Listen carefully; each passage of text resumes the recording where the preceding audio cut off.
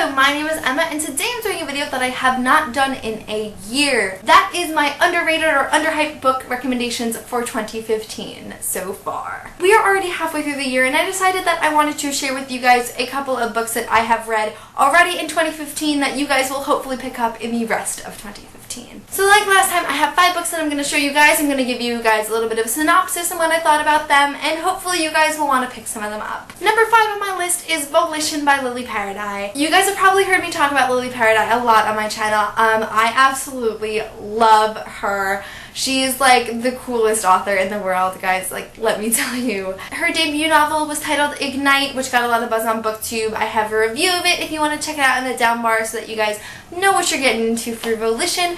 But Volition is a totally different story. In Volition we follow a girl named Tate. Tate has had this really dark past and it's kind of become this part of her. And so all of the stuff that is surrounding her hometown, like the tragedy of her parents and this guy who she just really cannot get over. And so she moves to New York, and on her flight she meets a new guy named Hayden. And so through this story it is told kind of in 2 different timelines, with her time with Jesse, who is the other boy I talked about, and now Hayden in the present. And it's all about Tate's conflict with the darkness within herself, as well as in between these 2 guys that she thinks she kind of is soulmates for both of them. And so it's really interesting to see those 2 kind of timelines kind of intersect and come together in the end, and I really think a lot of people will enjoy it because it's so unbelievably unique. This is a new adult book, and so if you're really trying to get into new adult, I really recommend Paradis because her writing style is very reminiscent of the writing that we are used to with YA. So I think that if you need like a transition into new adult, this is an author you might want to pick up because she's definitely helped me. So the number 4 on my list is not as underhyped or underrated as the rest of these. It did have a bit of hype surrounding it when it came out, but because I recently read it this year, there was no hype around it and I had no one to talk to, so I want to throw it in this video anyways, and that is The Silence of Six by E.C. Meyers. Like I said, in about November, the book trailer dropped, and from there a lot of booktubers were either sharing the trailer or they were talking about the book and giving reviews. So around this time, it was pretty popular, but now it's not, and this book deserves to be popular all the time because it is so freaking amazing, okay? So I'm going to link the book trailer below because that's what made me really want to read this book. But basically, The Silence of Six follows this kid named Max. Now, Max is a hacker, but he's kind of stepped away from his hacking because he felt he was getting too involved in it. But he has a friend named Evan who is a hacker as well, but he has definitely gone deeper into the world of hacking, so Max and Evan have kind of strayed away in high school. But so it is around the time of a presidential election where they have a presidential debate at Max and Evan's school. And so during the debate between the 2 candidates, it's live broadcasted. And so Evan actually, under an anonymous, kind of pretense, he's a mask on, he hacks into the broadcast and says, I have a question, what is the Silence of Six and what are you going to do about it? And then he kills himself on the screen. And so if that isn't enough to make you just want to get into this book, I'll tell you a little bit about more what goes into it.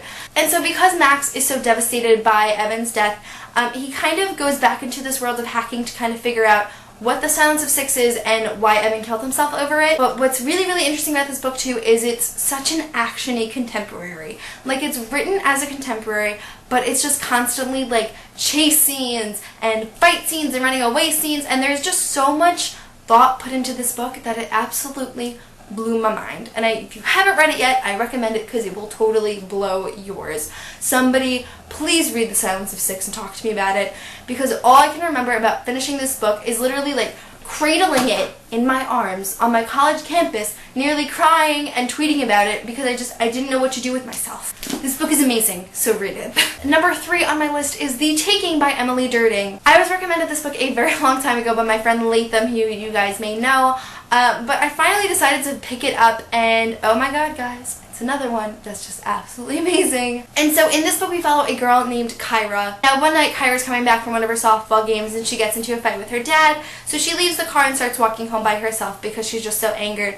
But all of a sudden she sees a bright light, she trips and falls and wakes up, and 5 years of her life has passed. And it's not like she's grown up around everyone else. Like, everyone else, all the town, everything in life is 5 years older, but she's still only 16 when she should be like 21. And so it's all about Kyra kind of coming to terms with the fact that, this is her life now and there's no going back from it. All of her old friends are at college and they're not really her friends anymore, and she's getting used to the way that her parents coped with her disappearance.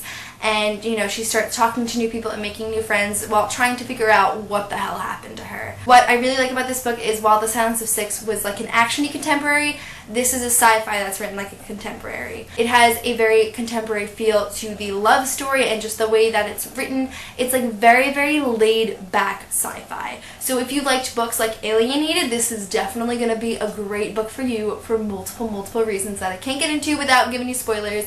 But The Taking was really, really amazing. So if you're into that kind of laid back contemporary sci-fi, this is totally the book for you, and I really recommend you pick it up. Number 2 on my list is a book that I have not stopped talking about recently, and I'm sure you guys can guess what it is before me even holding it up. But it is Every Last Word by Tamra Ireland Stone. This is a book that I was originally sent for review, so this is another one that I have a spoiler-free review on. If you want to hear all of my thoughts, that's going to be in the description. But Every Last Word follows a girl named Samantha, and Samantha is one of the most popular girls in her school, so she has this really great group of friends that she's had since kindergarten, and they're kind of like the mean girls of the school. So you can kind of imagine the situation that Samantha's in, but she has this really deep secret that she has OCD. And so this book is all about not only Samantha coming to terms with her OCD, but also about kind of figuring out where she is in life. She starts to question if the group of friends that she's had since kindergarten is really the kinds of friends that she needs now. She meets a girl named Caroline who she like immediately opens up to, and they become really great friends, and Caroline introduces Samantha into this thing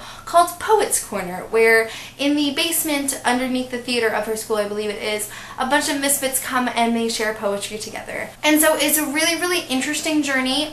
For me personally, I read this book in like one sitting and was screaming and crying at the end because it was so freaking amazing. This book is a really, really lovely contemporary, but it has a plot twist that'll literally just knock you on your ass. So it's cute and it's cool, like it's a really, really nice contemporary, but like, you guys, you're not ready. It is also a great representation of OCD, which is super, super important to me when reading a book about mental illness. So like, everything about it is just great. I love this book so, so much. I cannot stop talking about it, and I will not stop talking about it until everyone has read it. So read the book and I'll probably shut up about it, but probably not. And then finally on my underrated or underhyped books for 2015 is Elusive by Emily Lloyd Jones. This book was not recommended to me by anyone. It wasn't sent to me by anyone. I just randomly picked this up at Barnes & Noble because I thought the cover looked cool. But as it turns out, this book is fucking amazing. Now, while the other ones that I talked about were like all contemporary or like contemporary sci-fi, this is like a heavy dystopian sci-fi. So give me a minute to like introduce you to the world. So in this world, it's kind of similar to The Darkest Mind, where a deadly virus has infected everyone, but instead of the virus giving people powers, it was the cure that they thought was going to cure people, but it actually has these crazy side effects. So there are certain people in this world that have all these different abilities. I don't even know if I can name all of them, but like one of them is you have like super like sense, so like you can hear really well, you can like, you're really fast, you can see really well. You levitate. There's another one where, oh my god, why can't I remember these? There's another one where you're just generally really good with numbers and computers and stuff like that. I believe there's one that has to do with mind control. I'm pretty sure that's one of them. But the one that we kind of focus on in this book is called Illusion, and it's the one our main character Sierra has, and basically it's like she can make anyone think that they're seeing something that they're not. Sierra is a criminal, and she kind of has this whole criminal network that she works with. Like, there is a guy that will send her on missions to do things, and I don't really know how to explain it properly, but Sierra and her friends are basically now on a hunt to find out more about the formula that kind of gave them their abilities. And so there's so much more to it. Like, the people who have these abilities basically have the choice to join the government to catch other immunes, which is what they are called, or basically you become a criminal like Sierra. And so this gang finds out that Sierra is an immune, and they're kind of blackmailing her to get her to do things. And this book, it just has so much in it, and it's just amazing. Like I said, there's just so much into this book that me summing it up is not working, apparently. So look up the synopsis online because it is so, so interesting. But if you were into sci-fi dystopian books, this is 100% the book for you. So those are all of my underrated or underhyped book recommendations for 2015 so far. Let me know what you guys think in the comments. Have you read any of these books? If so, what did you think of them? Have you never heard of any of them and now you want to pick a few up? Just let me know a couple things in the comments. But that is it for this video, and I will see you soon for a new one. Bye!